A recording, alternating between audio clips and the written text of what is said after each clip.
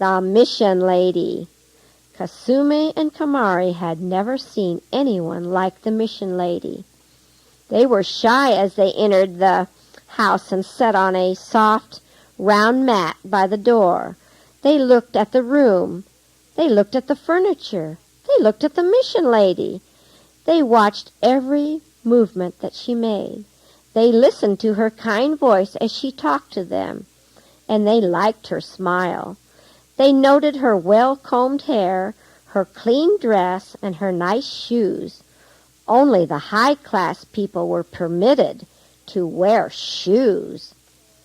Then they looked down at their own soiled clothing and their muddy little brown feet. The Mission Lady understood. First of all, she took them to a white room with a long white tub. She gave them a bath and a shampoo with the magic bubbles. "It smells like the flowers in the forest," said Kasumi, as she sniffed the sweet fragrance of the soap. This was a new experience for the girls, for scented soaps were practically unknown in the land of the Savaras. They became so interested in the magic bubbles that floated on the surface of the water that they lost some of their shyness and laughed in glee as the soapy water cleansed their little brown bodies. From a big drawer in an adjoining room, the Mission Lady brought a clean wraparound garment for each one of the little girls to wear. Then she brushed the tangles out of their hair and led them to the big table in the mission home. It was like a fairyland in the Mission Lady's kitchen. There were so many things to see, and everything was so very, very clean. "I'm clean, too," said Kamari. "It feels so good to smell so clean." The Mission Lady gave them each a bowl of rice and milk and some fruit juice to drink. While the girls ate their breakfast, the Mission Lady talked to them. She asked them questions so as to become better acquainted with them. Then she told them a story and sang a little song to them.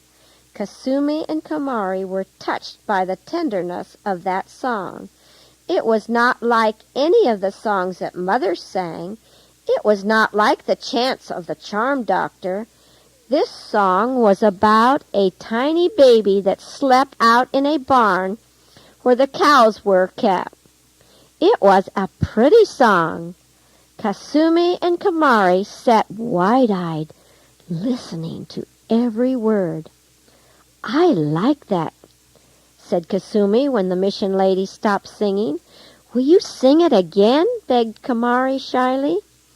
The Mission Lady came closer. She put her arms around the two little girls and sang the song again, slowly and softly. It seemed more like a prayer than a song.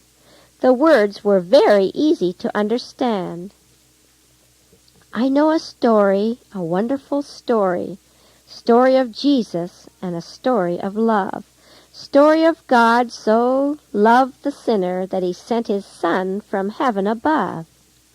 Wonderful story, story of Jesus, story of love.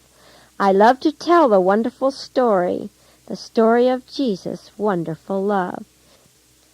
Jesus was born a babe in a manger, lived with the lowly, sinless was he, loving his mission, healing the stranger, yet he was slain on dark Calvary.